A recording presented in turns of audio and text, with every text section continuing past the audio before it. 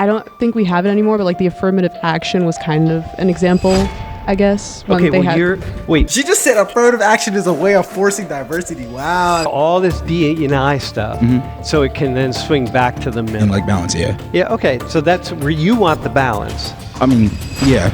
The balance is fair. That's the problem. What's going to happen is people are going to look at you like you're unqualified if you are a minority. So I have this question. When is diversity not positive? I think it becomes like sort of a negative thing when it's like people try to force it. Oh, man. Yeah, okay, go ahead. Because like, yeah, there's like a broad range of people, races, cultures, ethnicities. But when people try to force it, especially like in the workplaces or something like that, it's like you're kind of just using diversity just for the sake of it rather than actually practicing it, I guess. Okay, so go with forcing it. Say more. Like, give me an example of forcing it. Do you have one? Or does anybody have an example of forcing it? Go ahead. I mean, like, I don't think we have it anymore, but like the affirmative action was kind of an example, I guess. Okay, well, wait. She just said affirmative action is a way of forcing diversity. Wow, this is going to be an interesting discussion. My name is Elifar JoJo. I'm an electro-optics engineer, getting a master's degree in electronics engineering right now. I graduated in 3 months. But yeah, this video is talking about the problems in diversity. This is a college classroom led by Dr. Sam Richards. He is a sociology professor. Make sure you check him out.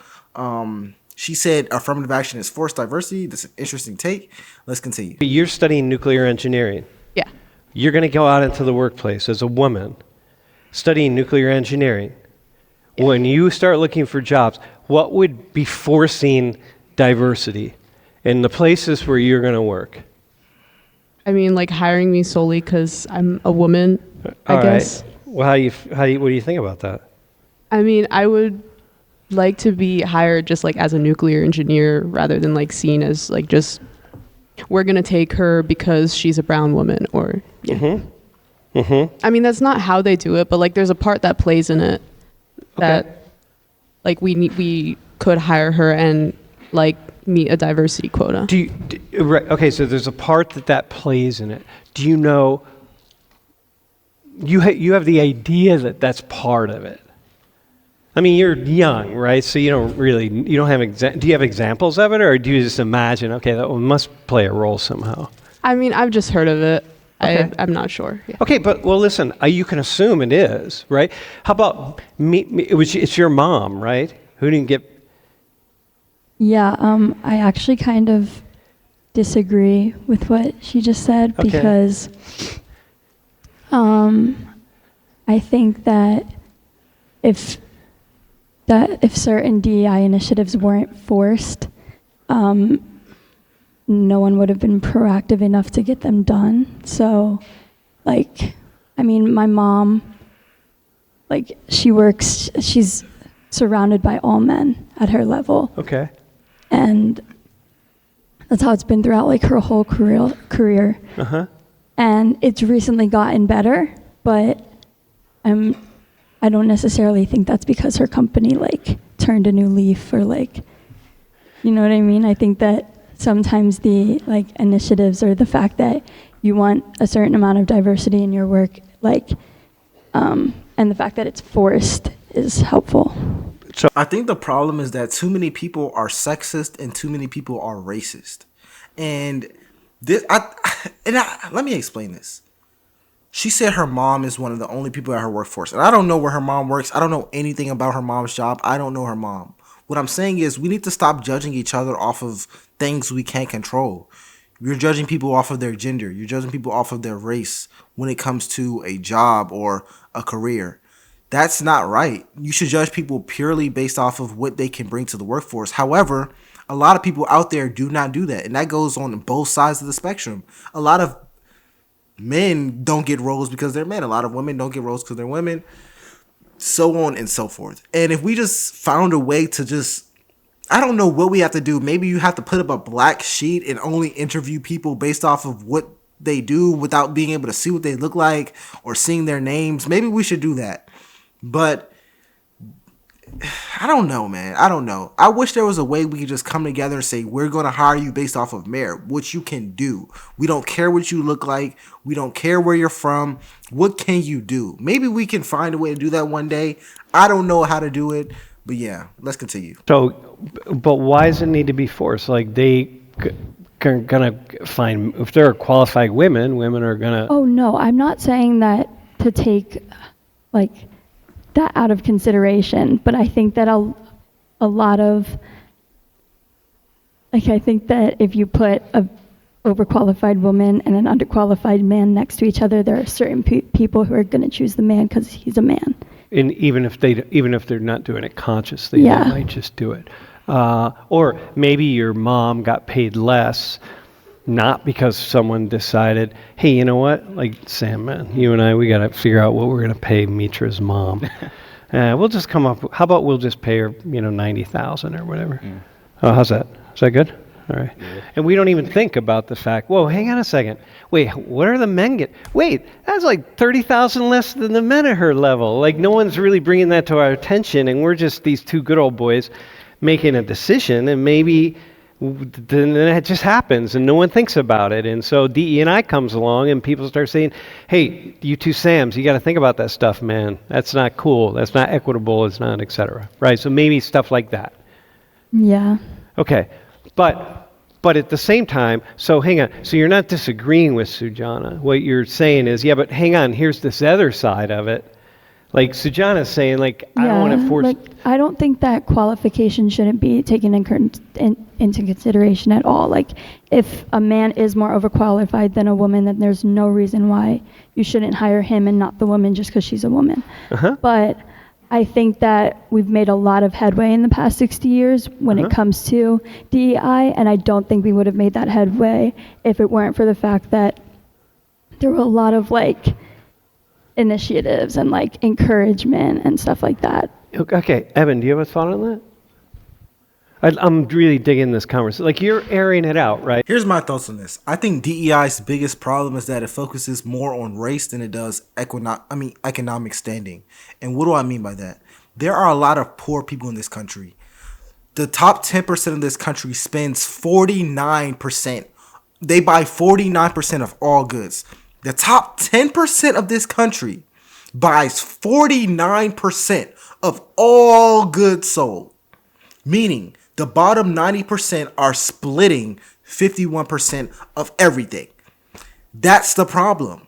We have so many groups of people who cannot afford to live, who cannot afford food, who cannot afford groceries, who cannot afford a home, who cannot afford to send their kids to school. But when you talk about DEI, that has a premise on race, when the biggest problem that we have right now is not necessarily race, it's money. We pretend like it's not money, it's money. That's what we need to be focused on. When you have an initiative that's taking over the world and is focused on DEI policies for, I'm not going to bring up a specific race, but for minorities or whatever, however you define minorities, you are inherently leaving groups of people out who may need those resources. There are scholarships for one race that another race may need. That's just a fact, but they can't get them based off of features they can't control, even though they grew up in poverty, even though they don't got a mom and dad in the house, even though they are living off of welfare. They need those same scholarships, but they can't get them based off of their race. That's the problem. We're focused on things. We need to change our focus. We need to change our attentiveness. But anyways, let's continue. Right, so this is you. Listen, wait, how old are you? 18? You're 18. So listen, if you're watching the stream, she's 18, all right? She's not an expert on DEI qualifications, work study. I could go get a professor who studies this been studying it for 30 years, come in and have the conversation.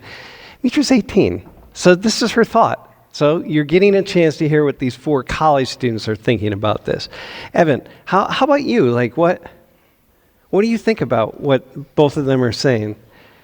Sujana's saying, yeah, well, it becomes a problem. Diversity is not positive when it's forced down our throats. And then Mitra's saying, yeah, but sometimes it's got to be forced down our throats or we don't do anything. Like, people will just keep going on and doing what they do, and if you don't...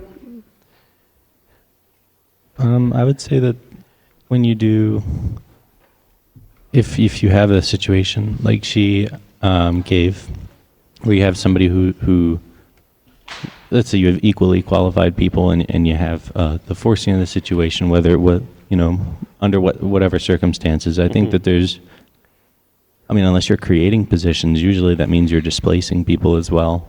So I think if you're going to be removing somebody from a position in order to replace them with somebody who fits those criteria, then that's probably not a good... That seems like it would be a little problematic, right? Yeah.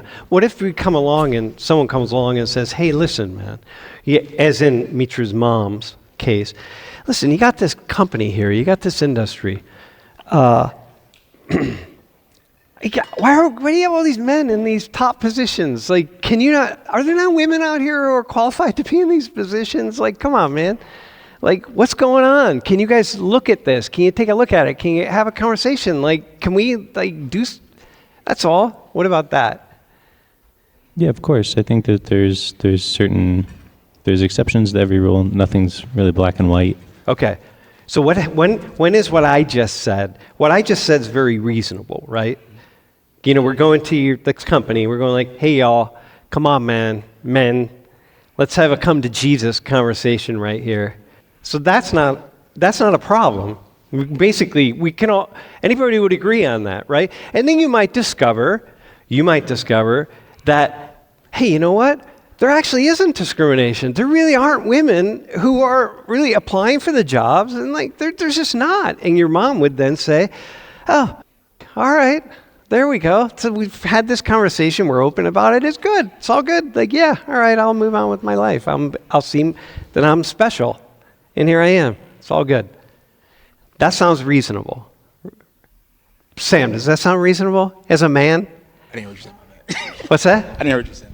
No, the idea that that you're just going to have a conversation, say, in a company like that, where you're going to say, wait, we're going to have this open conversation about why there's so many men, and then we're going to figure out what it is, and we might find out, well, really, there's women really are not wanting to be in these positions, and so whatever. Yeah, I guess, but coming back to her point, because I agree with what she said, with the force, kind of quote force DEI.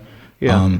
Because I look at it kind of like a pendulum, and I think if you look at America 100 years ago compared to where it is today, there's almost no diversity. And so I think it went from an extreme left to maybe to some people an extreme other direction. But for me, I'm a big fan of the forced quote unquote DEI, because I think making that progression is necessary to kind of come back to a balance in the middle. Yeah. Okay. So the pendulum had to swing all the way here. Yeah.